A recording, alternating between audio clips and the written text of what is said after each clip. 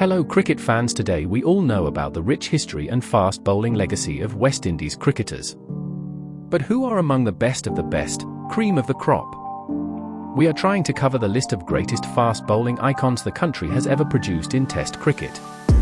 List will be based on various factors like stats, skills, legacy, longevity, era in which the player has played and performed. At number 10, we have Charlie Griffith from 1960s, who together with Wes Hall formed formidable attack intimidating batters of his time. Charlie Griffith's career was marked by controversy, primarily due to accusations of an illegal bowling action, often described as throwing or chucking, otherwise could have ranked even higher. At number 9, we have picked Ian Bishop. With his imposing stature and blistering pace, he was a frightening statement for batsmen facing his onslaught. Unleashing thunderbolt-like outswingers, this lightning-quick bowler did not merely intimidate, he inflicted real damage. Tragically, yet his own body could not withstand the rigors of his relentless pace, as he succumbed to a series of debilitating breakdowns that marred an otherwise stellar career.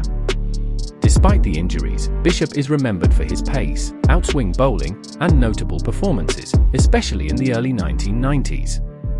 At number 8, we have a member of reputable Four Horsemen, Colin Croft. In a relatively brief career lasting just 5 years, he established a reputation as one of the most chilling of fast men, with no compunction whatsoever about inflicting pain. There was little of the orthodox about him. The prancing run was straight, but the batsman saw only his head bobbing behind the umpire until he veered out wide of the crease just prior to delivery, leaning back and slanting the ball awkwardly into the right-hander.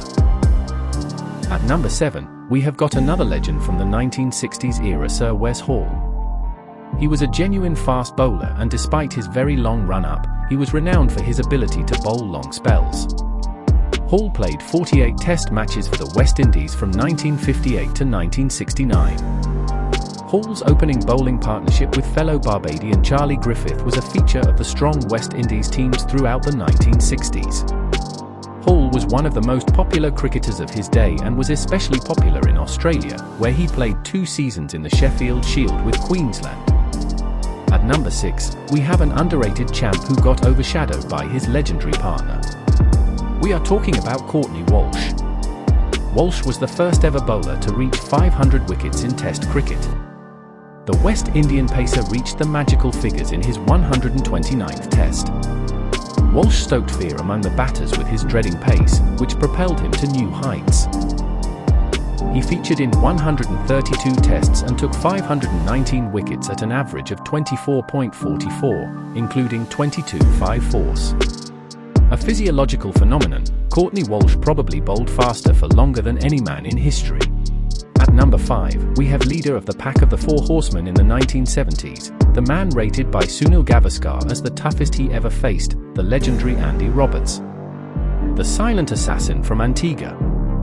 Andy Roberts didn't just bowl fast, he bowled smart. With 2 types of bouncers and a mind for deception, he laid the blueprint for West Indian pace. 202 wickets in just 47 tests. Ruthless efficiency. At number 4, standing 6 feet 8 inches, the big bird Joel Garner was a skyscraper of speed. His Yorkers were surgical, ask any batsman who faced him. With an average under 21, he was the ultimate enforcer in the golden era. At number 3, whispering death Michael Holding, grace in motion, terror in result. Michael Holding's run-up was poetry, but his deliveries were pure menace. That 14-wicket haul at the Oval? A masterclass in controlled destruction. At number 2, we have picked the great Curtly Ambrose. When Curtly Ambrose stared you down, the pitch felt shorter. His 7-1 spell against Australia is etched in cricketing folklore. Relentless, economical, and devastating, Ambrose was the embodiment of West Indian fire. Among Ambrose's 405 Test wickets at bowling average of 20.99, Ambrose was rated as best in the business. Among all his devastating spells, 2 spells stand out: the 6 for 24 that hustled England out for 46 in Trinidad in 1993-94, and his series-clinching burst of 7 for 1 against Australia at the WACA the previous season. Perth's springboard of a pitch was ideal for a man who stood 6 feet 7 inches and released the ball from almost 10 feet high, but there was more to Ambrose's game than bounds. Ambrose was among most feared bowler of his time and was unplayable on his days. At number 1, small in stature, giant in impact. Malcolm Marshall could swing it both ways at lightning speed. His adaptability across conditions made him the most complete fast bowler of his generation. 376 test wickets say it all. Here you have it, the list of greatest pacers from West Indies. But the point is, what's your list? You might have the same bowlers but in different order, or you might have some others like Roy Gilchrist or Sylvester Clarke. Pick your choices in comments. Like and subscribe for more cricket content. Thanks for watching.